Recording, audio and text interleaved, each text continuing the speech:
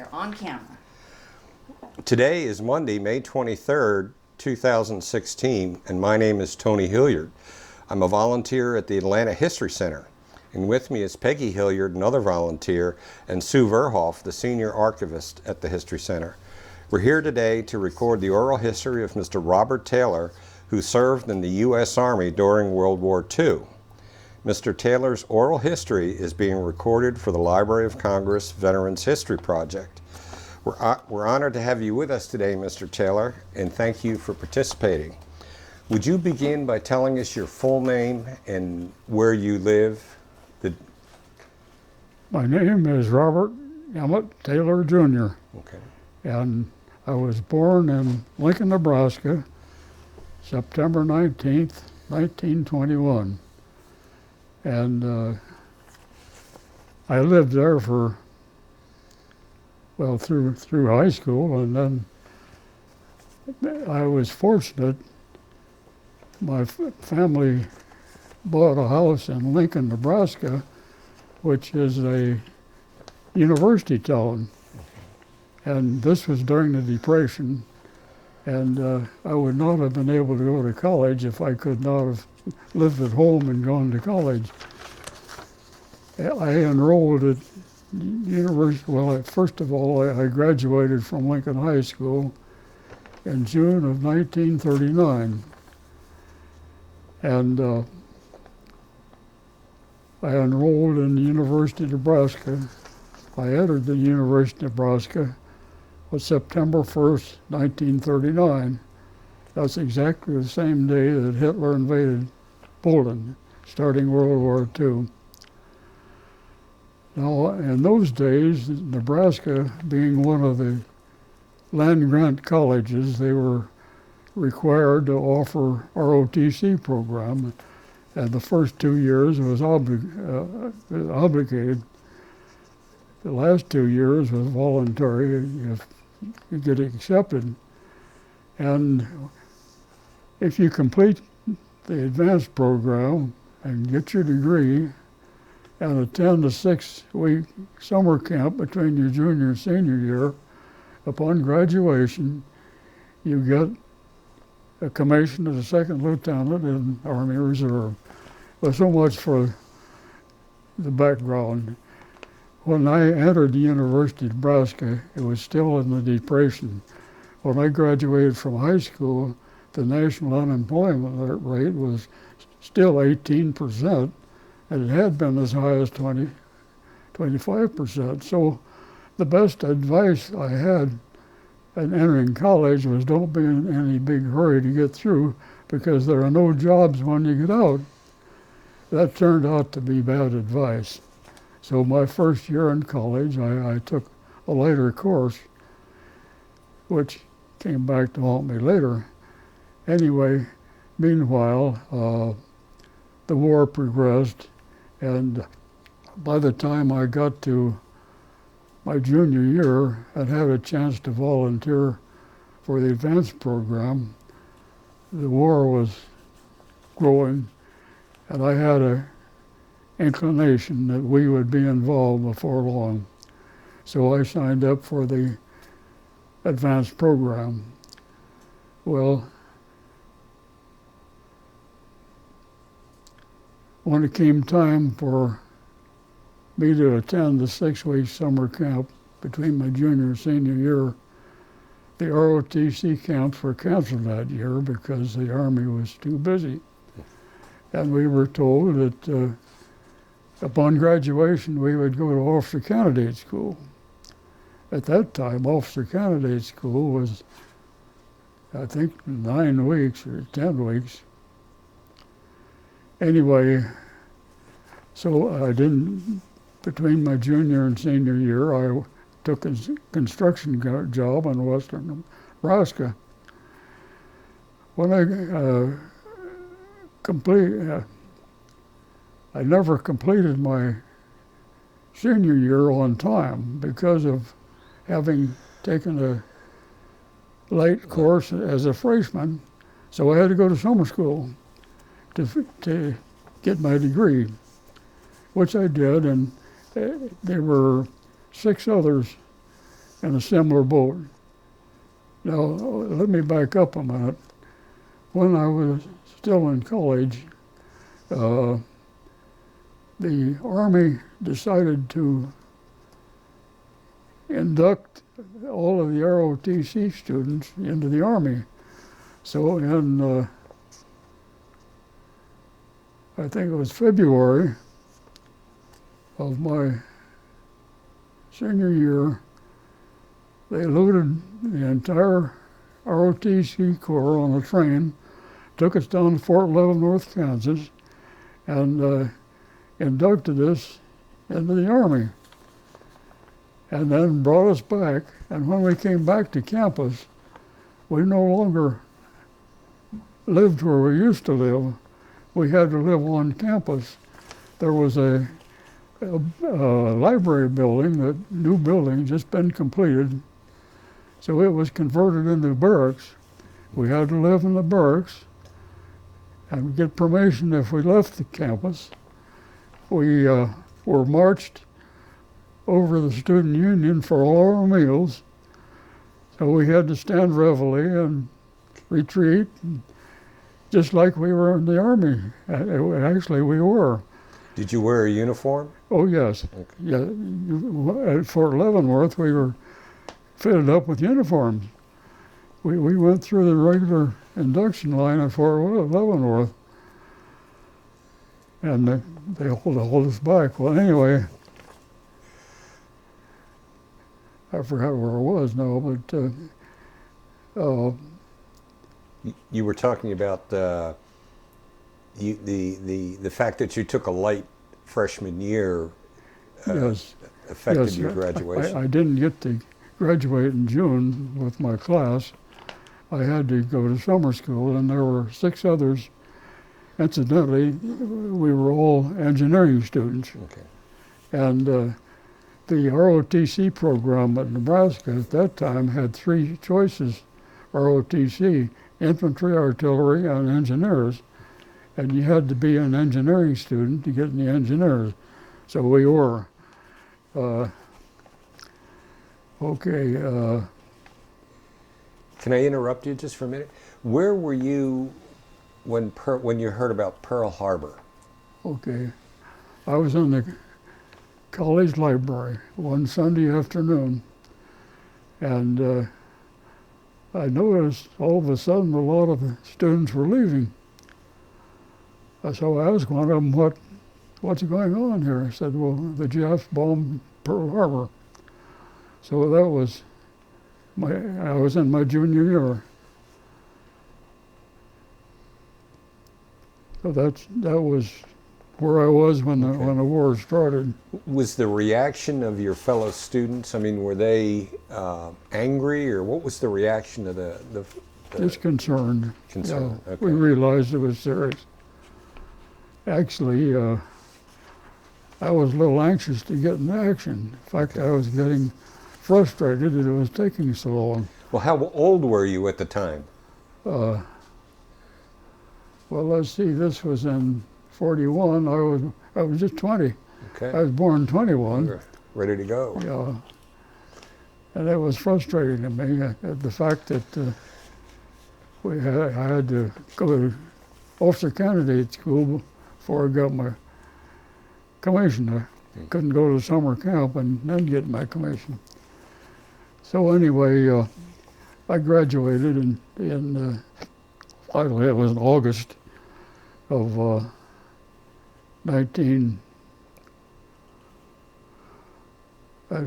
43. Okay. And instead of getting to participate in the graduation ceremonies like my classmates did, all I did was walk over to the registrar's office and I was handed my diploma. Anyway, the other 5 engineering students were in the same boat as I. So once we got our diplomas, then we had orders to report to Fort Belvoir, Virginia, which was the engineers school, and the engineers officer candidate school was there.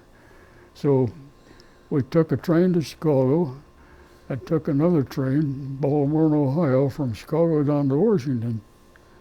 And we arrived in Washington on a hot, late August day.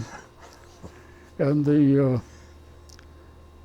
we had to take a bus to Fort Belvoir, just south of Washington. And the bus station was about 6 blocks from the railroad station. So we had, with all our gear, we had to walk 6 blocks to get on the bus. So when we got to the bus, we weren't smelling very good. And so we piled into the rear end of the bus. And after a while, we noticed a lot of people staring at us.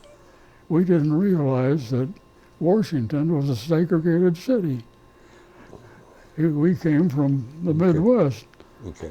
So we were sitting where we weren't supposed to sit. That was my first introduction to segregation. Anyway, we headed out to Fort Belvoir and got settled. Unfortunately, we couldn't go right into officer candidate school because we had to wait for the next class. So we received basic training for 2 or 3 weeks there. It was kind of frustrating. Anyway, finally we got into officer training. It was 17 weeks then. Earlier it had been 9 and 12 weeks. The Army was slowing down on their production of officer candidates. So we finally got into officer candidate school, and it was an interesting class because everyone in the class was similar to us, engineering graduates from colleges all over the country, including military colleges like VMI, and at that time Texas A&M was an all-male military college. Incidentally, some of those military college people flunked out, but anyway, it was 17 weeks of living hell.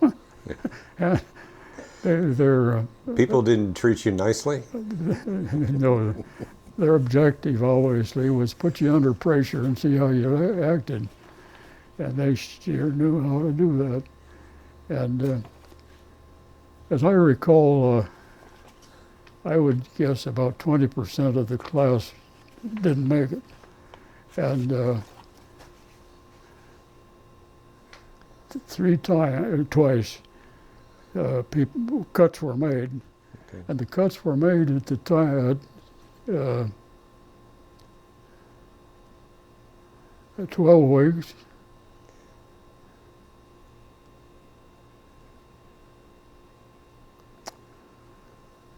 I can't remember the exact incidents, but they were made early in the morning at our early formation. And the way they were made was the following men will report to the orderly room. And we never saw them again.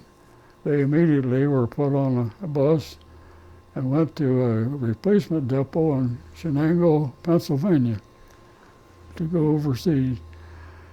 I would estimate that it happened twice, 2 cuts. Okay. I forgot the exact intervals, but so I would estimate that around 20% of the class, incidentally, there were 120 in the class. I forgot to mention that. Anyway, by January, early first week in January, we graduated. And we got our uniforms and our gold bars. And I was assigned to an engineer maintenance company in Camp Gruber, Oklahoma. and that's near Muskogee. I was only there about a month. While I was there, I was a platoon commander, and we were training recruits, and most of them were older than I was. I was 22 at the time, and it was a little bit frustrating for me to stand out in front of a group of men, most of them older than me, but I figured these TAC officers at Officer Candidate School gave me enough hard time. They figured I could make it, so here I am. So I went on from there. Well, anyway, I was there about a month, and out of a clear blue sky, I got orders to report back to Fort Belvoir for a cadre school. And all this was delaying my getting into action.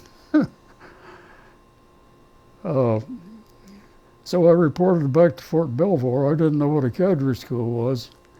I found out, though, they were forming a brand new engineer combat battalion. Okay.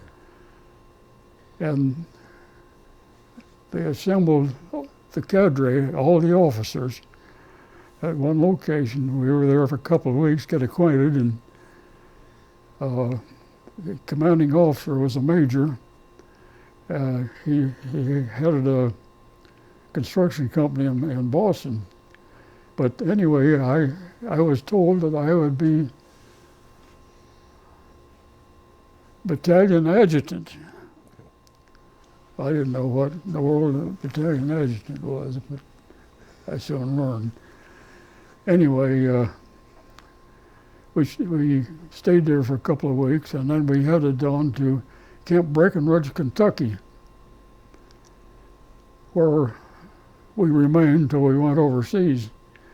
And as soon as we got there, then we started getting input of ASTP students. I don't know if you know what that is, but yeah.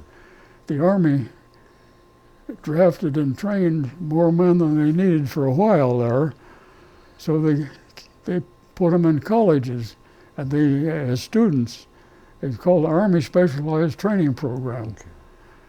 Well, these fellows were pulled out of those nice programs and sent to us, and they weren't happy campers, but they were good. They turned out to be good soldiers. So I learned that the battalion adjutant does what the colonel says. Incidentally, our commanding officer as a major was replaced by a West Point lieutenant colonel before we left there, who was an outstanding officer, and incidentally, his name was Charles Noel, and he became a two-star general in Vietnam, I found out later. But he was an outstanding officer. Well,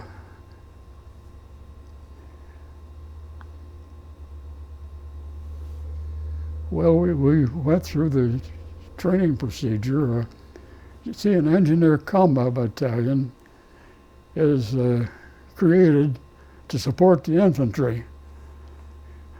We never faced the infantry face to face, but we were to support the infantry. So we were trained to do a lot of construction work. One of the most important things we did was Bailey bridges. Now those are portable bridges. They can be put together by manpower. I like to call them like erector sets, although once you got them erected, they support a Sherman tank. And we were trained with these Bailey bridges. Incidentally, engineer combat battalion has 3 companies plus a headquarters company, and each of the operating companies has one of these Bailey bridges in addition to a lot of other equipment. Anyway, we received training of things like that. During our training, my wife was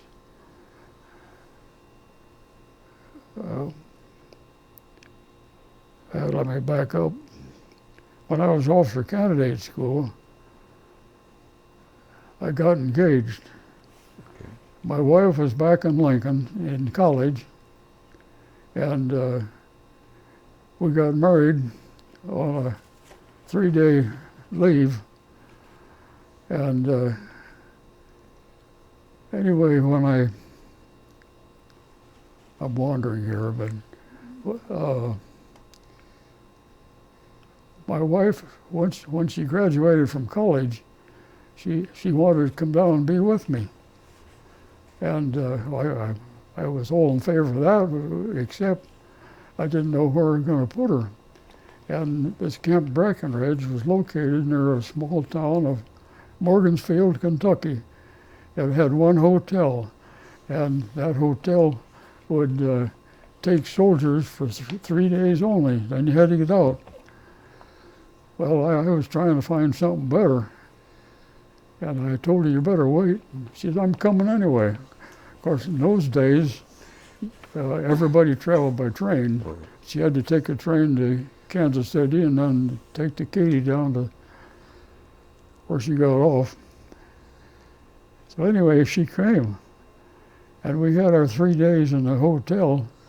Those 3 days, she walked up and down the streets of that little town ringing doorbells looking for a place to stay. And finally, the 3rd day, she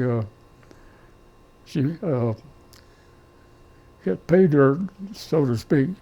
She found a room on the 2nd floor of a home there where we had to share the bathroom with another couple.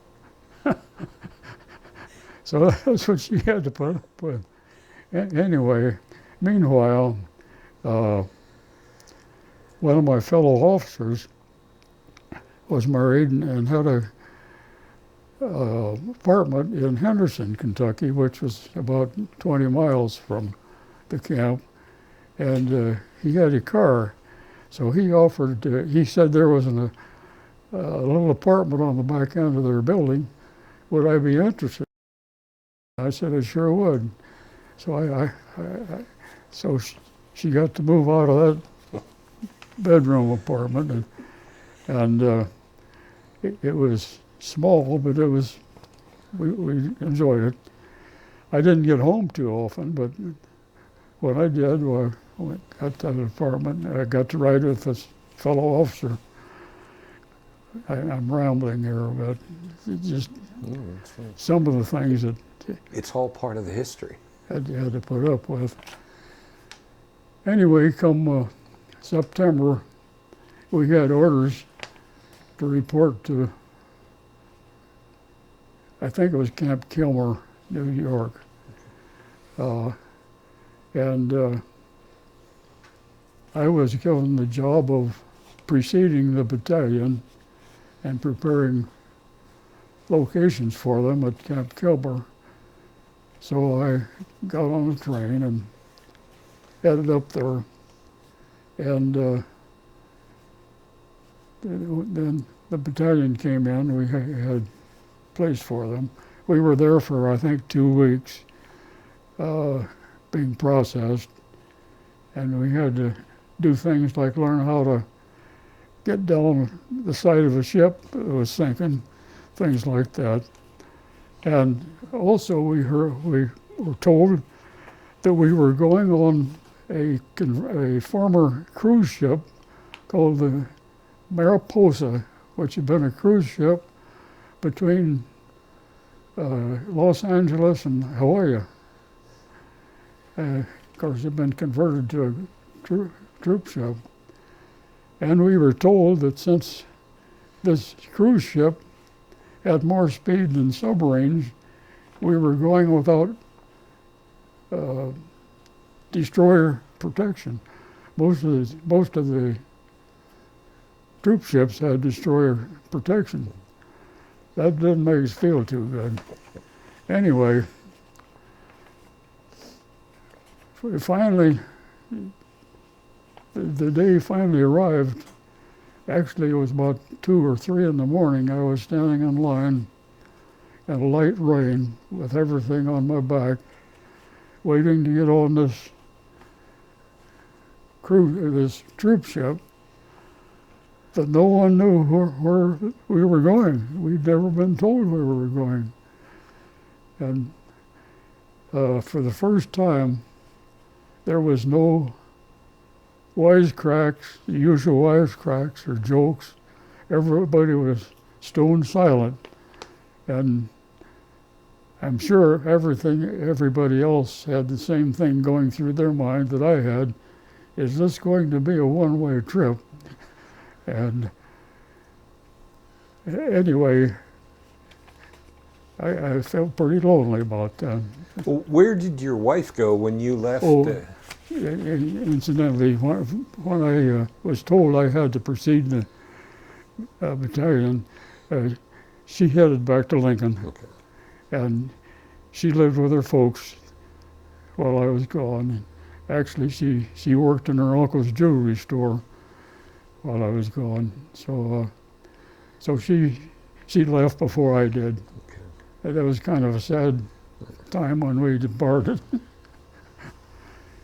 Oh my, I'm wondering. Now, when you boarded the ship, what were the accommodations like? 5 or 4 deep bunks I had next to the bottom. And now, I had a bad experience. I get seasick very easy. When I was a kid, I couldn't get on these playground merry-go-rounds because I'd get seasick. Well, anyway, when we started out, before we got out of New York Harbor, I was seasick. And I was seasick most of the way. Incidentally, after we'd been embarked a few days, we learned we were headed for Marseille, France. And so anyway, I was seasick till about the time we headed through the Gibraltar Straits going into the Mediterranean. And incidentally, that was a wonderful sight. Incidentally, that's one of the pictures I had in my footlocker that I didn't get. It was a clear day, sun out, and a good view of the rock, and there were white British biplanes going back and forth across the straits about 50 feet off of the water looking for submarines. That was a sight I'll never forget.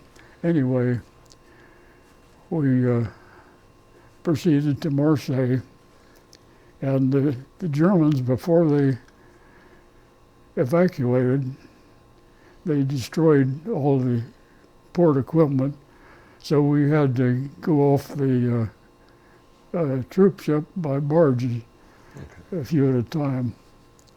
Incidentally,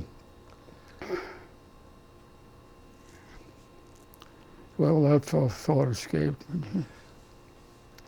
You were talking about not having to come off the ship in barges.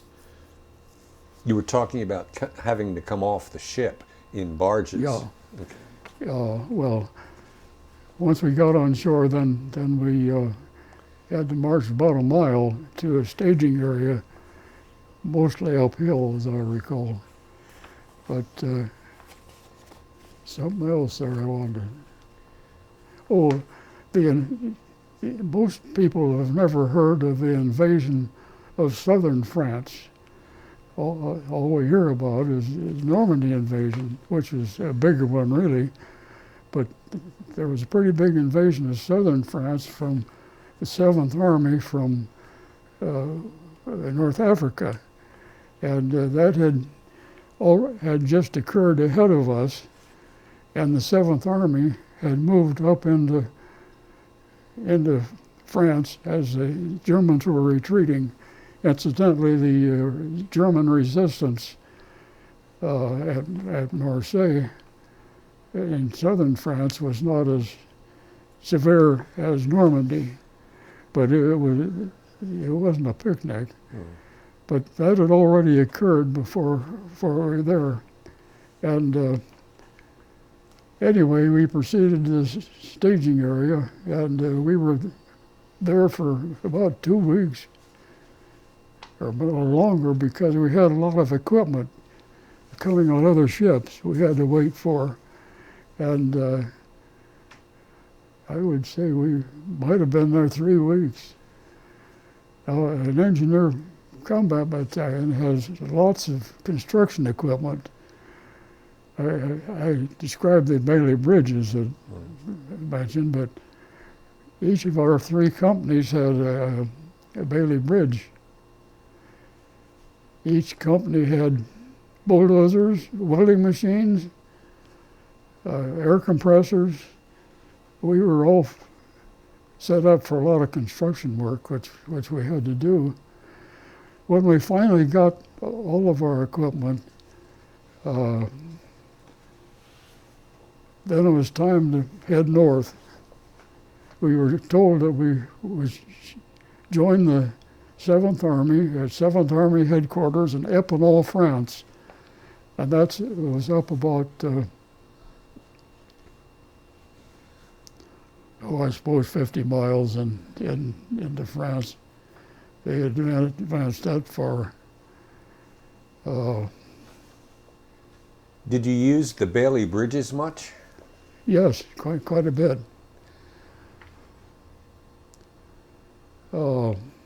I'm missing out.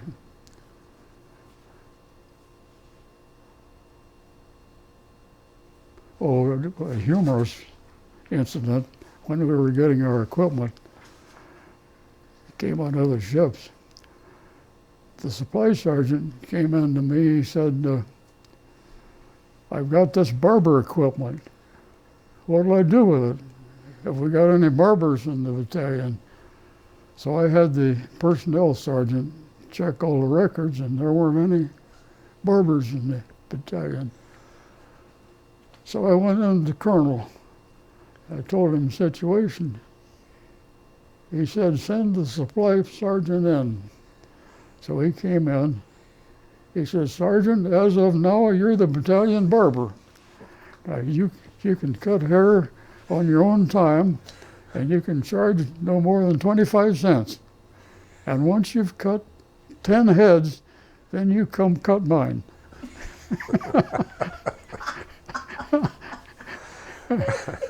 I had to inject that. That's good story.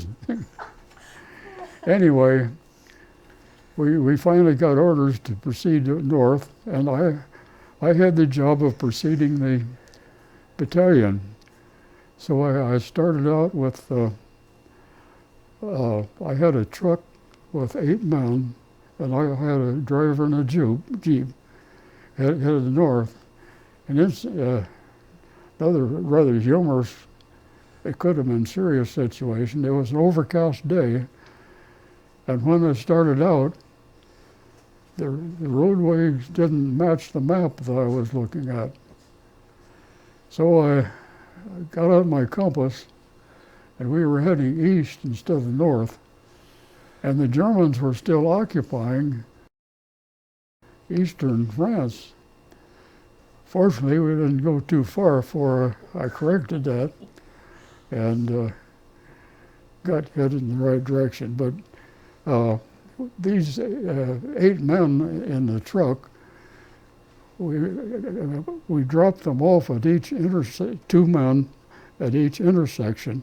So when the battalion came along, they can tell them which road to go on. and there were two of them dropped off at each intersection, and they had their weapons with them, but still they were alone.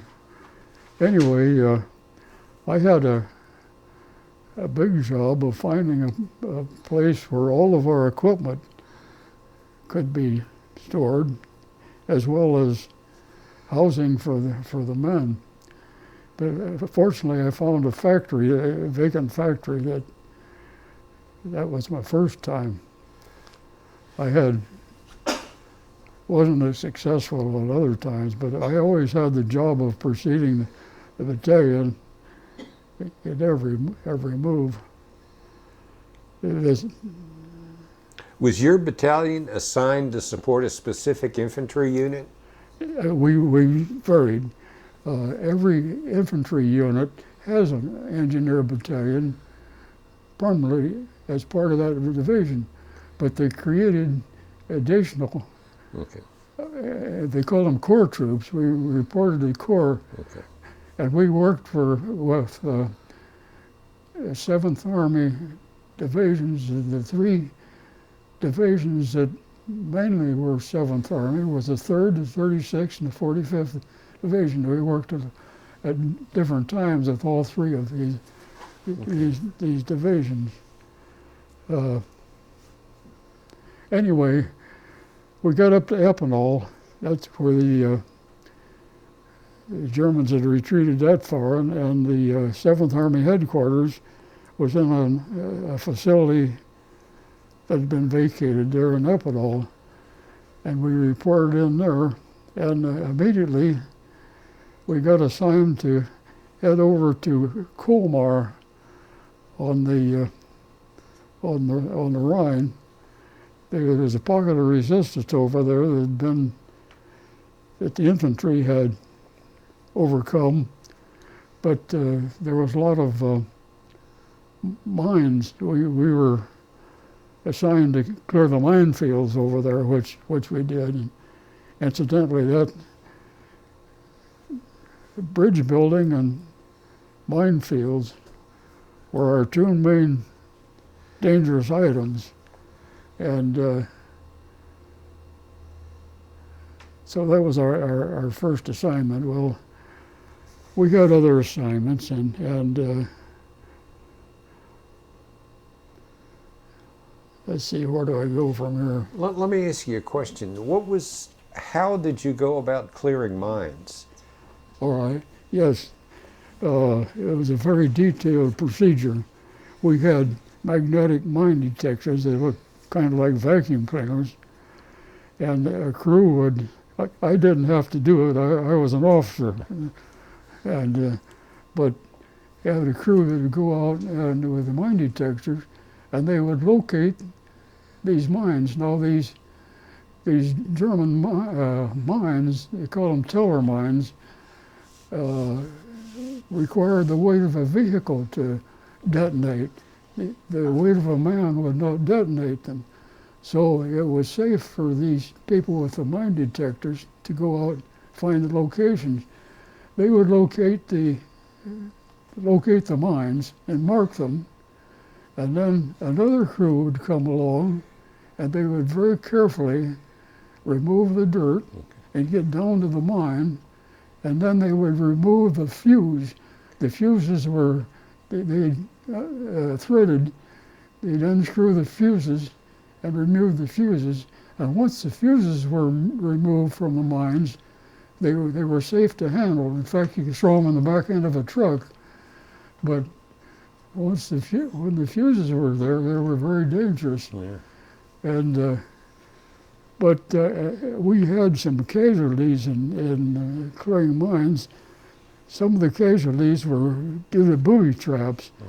Now the Germans, knowing our procedures, put booby traps for the mine detectors, and what they were little wooden boxes with a hinged lid, like my mother's recipe box, and it was packed with explosives, and it had the lid was propped open with a fuse, and the weight of a man would compress that fuse, and you're Detonate. liable to lose a leg. We Yeah. had a lot of leg injuries there. We had a lot of casualties that way. That was the dangerous part of the other dangerous part of our job was we worked on a lot of bridges. The Germans, as they retreated, they blew up, destroyed all their bridges. Now, if the stream was too deep for tanks to get across, then they had to wait till we built a bridge. That's where we used the Bailey bridges. And we would rock the Bailey bridges, move them out over the span, and then we would build alongside of a timber trestle bridge. Okay. And when that was completed, we would dismantle the Bailey bridge and go to the next site. That was our procedure for many times. I'm sure you were busy all the time. But you know, all the time I was over there, I never confronted a live German. Well, I never confronted a live German. I saw plenty of dead ones. I saw plenty of that weren't prisoners. I've seen plenty of prisoners, but I never confronted a live German with a gun. So I take my hat off the infantry. They're the ones that did the dirty work. Well, let's see. So you last mentioned Colmar, that you had. Yeah. That didn't take too long. After Colmar, we came back to the battalion headquarters, division headquarters, and then from there we started following the Germans. They were retreating north, but Did you have any sources of information that told you how the war was progressing? I mean, Stars and Stripes, or did you have briefings? Or oh yes, yeah, we did. Incidentally, well,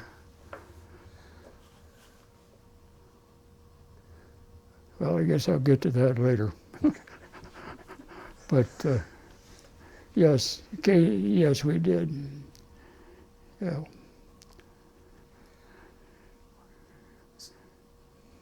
So how did you get into Germany? Yes. Actually, we were in, France and Alsace. Okay. Alsace is a province that Germany and France traded off at this time, belonged to France. But anyway, that's where we had a lot of our opposition. I wish I'd have.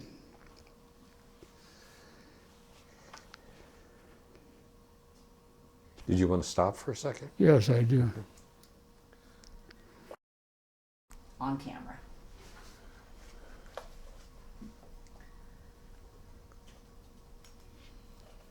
Well, we spent the winter without too many movements. But came spring, why we started moving again. And what year are you talking about? What year are you talking about? 44. 44. Okay. Yeah.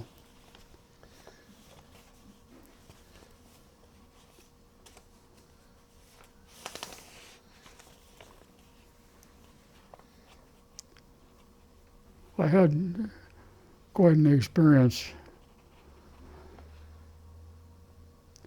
I almost got captured. But I'm trying to figure out what I did before then. But Well, let me get to that.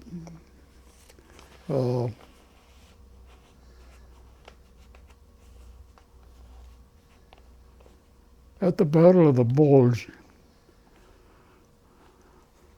we were east of, what was it? Bastogne? Bastogne? East of Bastogne, quite a ways east. But the German offensive was a broad offensive. I think people get the idea the whole battle was at Bastogne, but that was an important one. But we were over east of Bastogne, and anyway,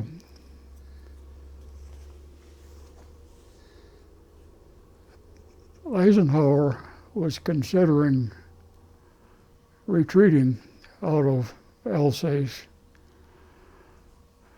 and we learned later, but we were told to prepare demolitions, and in case it was decided to retreat. Well, we had a company that was actually a platoon preparing demolitions in a little town called Wingen. You want to write that down, W-I-N-G-E-N, because there was a big battle there. And they were preparing demolitions there. Well, the colonel got information that the Germans were coming pretty strong in that area. So he asked me to go over to Wingen and tell the lieutenant in charge of that platoon to evacuate by noon, which I did. And I drove over in a Jeep and came back. Well, noon wasn't soon enough. The way it was told to me by the people that were there, that a lot of German, SS Germans from Norway had come in there, and they took the town, and several of our people were killed, and the remainder of them were herded into a Catholic church there, and they were told to stay under the pews there. I heard about this from one of them later. Anyway, eventually, the town was retaken by the 70th Infantry Division, and they were released. But what I intended to tell you, and I skipped over it, was that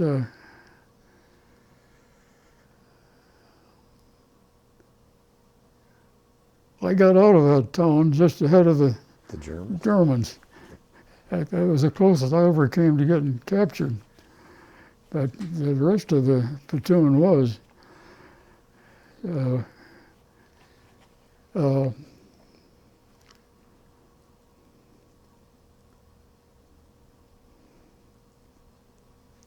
I'm trying to tie it all together in a You're doing fine. cohesive. When the Germans really surprised us,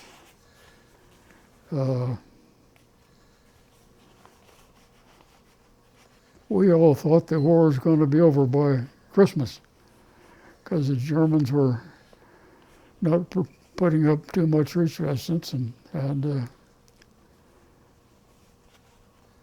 they had good intelligence, and they had good weather forecasters, because I think the German invasion started on December 16th, and for the next 5 days, it was overcast. We had no air cover. And I remember the first clear day, I looked up and saw those B-17 vapor trails, and boy, they looked pretty. But the German, it was really touch and go. And as I say, Eisenhower was flirting with the idea of retreating all the way out of Alsace. Well,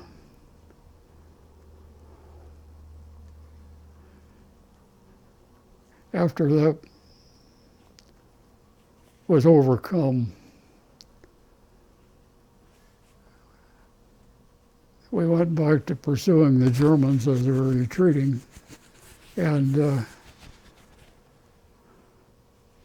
our battalion was assigned to retreat, pursue the Germans. They were retreating into the Austrian Alps, and we headed in that direction. I remember going through Heidelberg and being surprised to see very little damage. The only damage in Heidelberg was there was a Neckar River, Heidelberg. There were 2 bridges that were dropped. That's the only damage there. The plate glass windows still intact in all the stores. And the rumor was that Heidelberg was a college town. There was American money there. I don't know if that's right or not. But anyway, we pursued it on further through Ulm. Ulm, incidentally, was Marshal Rommel's hometown. And then on down to the Austrian border. And we crossed into Austria about 10 miles west of Innsbruck in a town called Imst, I-M-S-T. And we were still chasing the Germans. But while we were there, we'd only been in Austria about 5 or 6 days when we learned that the Germans had surrendered. And the war was over, so we had a big celebration that night. The next day, Captain Moore of A Company and I decided we'd like to do a little sightseeing. And incidentally, Western Austria narrows down, and the distance between Germany and Italy is not very great as the crow flies, but the crow doesn't have to climb the Alps. Anyway, we on a map, we saw that there was a road through the Alps. So we got in a Jeep and we headed down that road. And it was a mountainous road with a lot of curves. About halfway down to Italy, we came around a curve into a little town, and it was just full of Germans, all fully armed. I said, Jim, I hope these guys know the war's over, because they could have done away with us and nobody'd know the difference. In fact, they scolded at us pretty good, but they didn't bother us. That's my daughter. You want it turned up. Anyway, we got back to our battalion safely. And we were there for at least 2 weeks, maybe 3 weeks, waiting for orders, what we were supposed to do. And one day, it's kind of humorous, a displaced person. Now, do you know what a displaced person? The Germans, they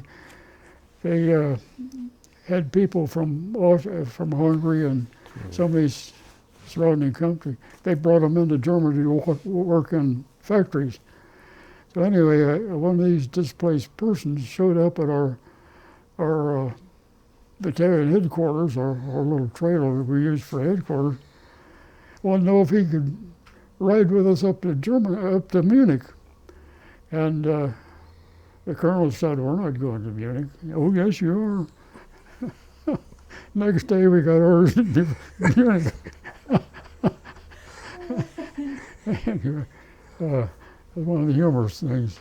So anyway, we moved to Munich, and we were there for a couple of weeks, and then we were moved over to Augsburg, and that's where the battalion finally wound up was Augsburg, and by that time, some of the men started leaving. They had a point system. They moved about 5 million men into Europe during the war, and couldn't take them all back at the same time. So they had a point system. Unfortunately, I didn't make enough points, but you got 1 point for every month you served. You got another point for every month overseas. And then if you got any decorations, you got 5 points. So we had people in our battalion that had enough points to go home. So they started leaving, and we got replacement. We were told to stay there, as it turns out. Try to complete the end of my story. We were earmarked for transfer to the Pacific for an invasion of Japan. They didn't tell us that. We just kind of suspected it. And sure enough, after Truman dropped the bomb and we relaxed, and we learned that we were earmarked to go in November. The bomb was dropped in August. Mm. So, but we sure didn't want to go to the Pacific. Because from everything we've heard, the Japs were a lot tougher than the Germans. Well, anyway. When you were, after the hostilities ended, did they have you doing construction work? Yes. For the Germans? Yes. Incidentally, we wound up repairing some of the damage we made. The communists were getting very aggressive about moving into Western Europe, into France, and our government apparently figured, let's not let. We knew there were a lot of communists in France. Let's not let them get too unhappy. So we started repairing some of the damage that we'd done, and that's what I did most of the rest of the time. I was eventually, after the bomb was dropped and our battalion finally completely broke up, I was transferred to an entire engineer officer unit, where we supervised repair work. Actually, we used German prisoners to do much of the repair work, like road work. I was quite frustrated because I wanted to come home. Newlywed. But when did you actually get orders to come home? It was in May of 46. Of 46. Almost a year yeah. after the war was over. And I was sure glad. So did you come home individually? I mean, No, came home on a troop ship.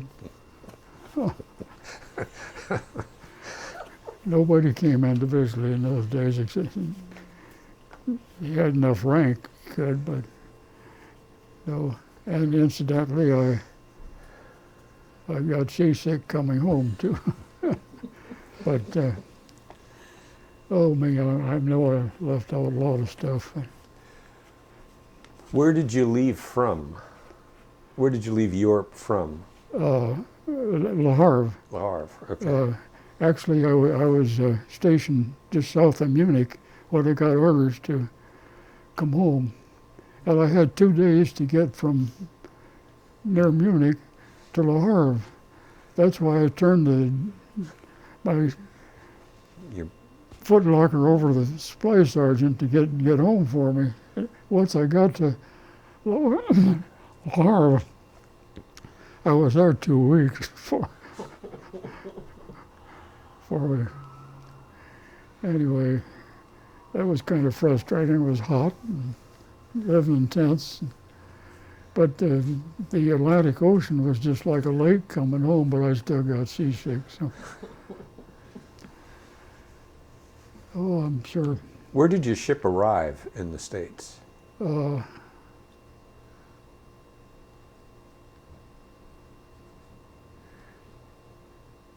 Boston. Yeah.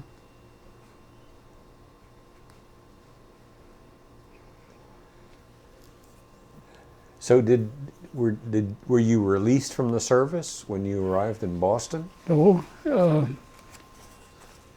I was at Camp Gruber again, Okay. and the Army's policy was that everyone had to be released from the service at the induction center where you went in.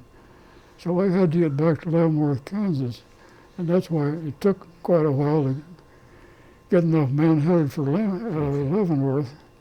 And incidentally, I turned out to be the train commander. I was the highest ranking one, and had a bunch of general court-martial prisoners. They were the tough ones on that train, but they were well behaved. They didn't want any more of it. Were you still a second lieutenant? I was by then I was a captain. Oh, okay. Incidentally, I overlooked that. I got just before the war ended, I got promoted to captain. I'd been promoted to first lieutenant long before that, and I got to be a company commander. Yeah.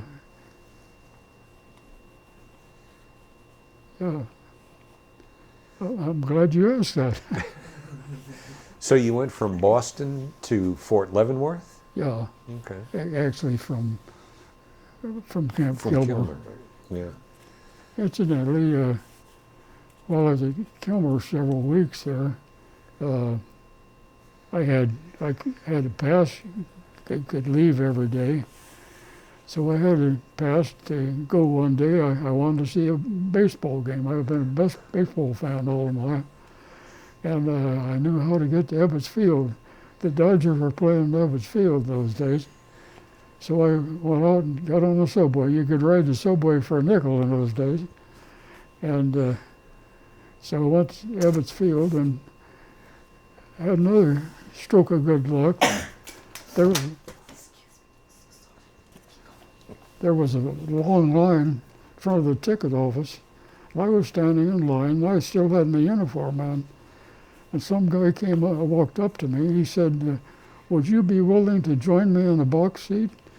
And I said, "Well, he was a former GI. He'd been released several months before. And one of the baseball players on the Dodgers team had been in his outfit, and he was the one that gave him the box seats. So I got to see the Dodgers play in a box seat right next to first base. So. Well, when did you get to see Mrs. Taylor again? I let her know that I was arriving at Fort Leavenworth, so she headed down from Lincoln. Okay. And she was in a hotel there at Leavenworth. That's where we first met her. Yeah. And she had, she was a wonderful wife. She sent boxes to me all the time. things that I couldn't get, and she was always sending me boxes, and she wrote all kinds of letters. Unfortunately, I didn't save them all. I didn't have room for all of them. So anyway, when she learned I was coming home, she found an apartment. Apartments were hard to find. It was up over a hardware store in Lincoln, Nebraska. And she had that decorated and had that all ready for me. Oh, she's a wonderful wife. And unfortunately, we didn't live there long because I started job hunting. And I had graduated before I went in the Army, and I had a degree in mechanical engineering. So I sent my resume around to different places, and I decided I didn't know what I wanted to do, but I wanted to do something in engineering. So I decided I would take the job that paid the most money. I grew up in the Depression, and boy, times were tough, and money was scarce. Anyway, so the best offer I got was from the Burlington Railroad, and surprisingly, so I decided I'd take it. Unfortunately, the job was in the engineering department in Chicago, and for a couple of kids that were raised in Nebraska, going to Chicago wasn't too appealing. But anyway, we took it, and I figured I'll take this job till something better comes along. 40 years later, I retired as a vice president of Burlington Northern Railroad. So it was a good career, although I got transferred a number of times. But Well, tell us about your family. pardon? Tell us about your family. I was one of 4 children. My father had a job. He had to quit school at the end of the 8th grade because his father was alcoholic and he couldn't support the family. So my father had no college degree, but he worked as a shift at the local power plant, 8-hour shift. And I remember before the Depression, he got 85 cents an hour, and the Depression hit, he got cut to 65 cents an hour. But he had a job, and so many men had no jobs. And he and Mother were so thrifty, and they stretched their dollars. They were able to buy a house, and there were 4 children. I had a sister and 2 brothers, and they did a marvelous job of supporting us. I say it was during the Depression, and the only way I got to go to college was living in a college town, because I had to take part-time jobs while I was in college. So I lived at home. I couldn't afford to belong to a fraternity. Right. And I commuted sometimes by bicycle to University of Nebraska downtown campus. But anyway, as I was growing up in Lincoln, I made my spending money by mowing lawns and shoveling snow. And I would get 25 cents for a lawn. And I forget what I got for snow, but it wasn't much more. But that was a tough time. But Well, tell us about your family. Tell us about your family. Okay. I have, my wife and I had three children. I have a son that, gosh, he's retired now. He worked for the Corps of Engineers, and he was a pretty good student, and he got a free scholarship to a college in New York State where he engineering. So he graduated in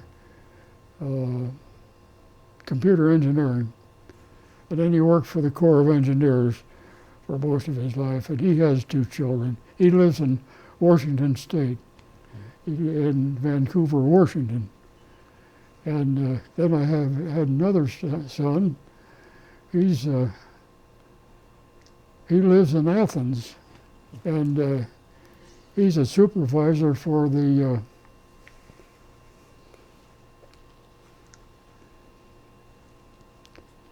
it's a charity. Well, anyway, Okay. he's had similar jobs. He was in Birmingham for a while. Prior to that, he was in Wisconsin. So he's in, and he has 2 boys. One of them's getting married next month. I'm an old buzzard. And then we had a young lady over there, daughter, and she's married, and she has 5 children. Okay. And what's her name? Judy. Judy. And she homeschooled every one of them. Okay. And they all turned out wonderfully. They all have good jobs. And she and her husband own and operate a carpet store in Griffin. And they bought several years ago on a shoestring.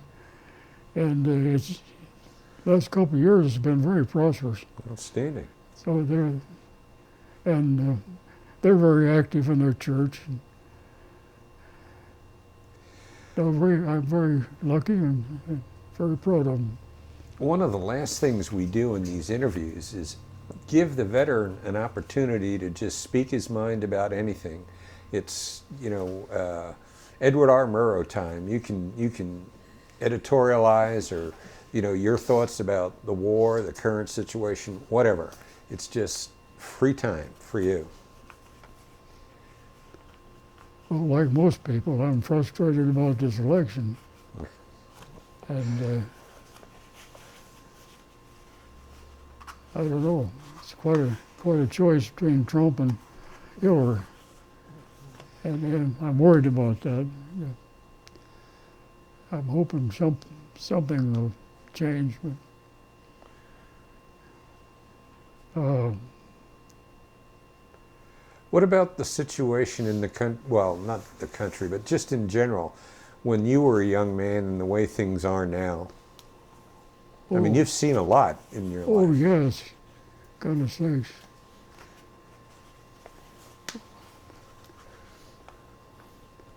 When I was young, nobody locked their doors. Everybody was helping each other. The block that we lived on for many years, people helped each other. One lady was a nurse, and she would take care of all the neighborhood free of charge. And,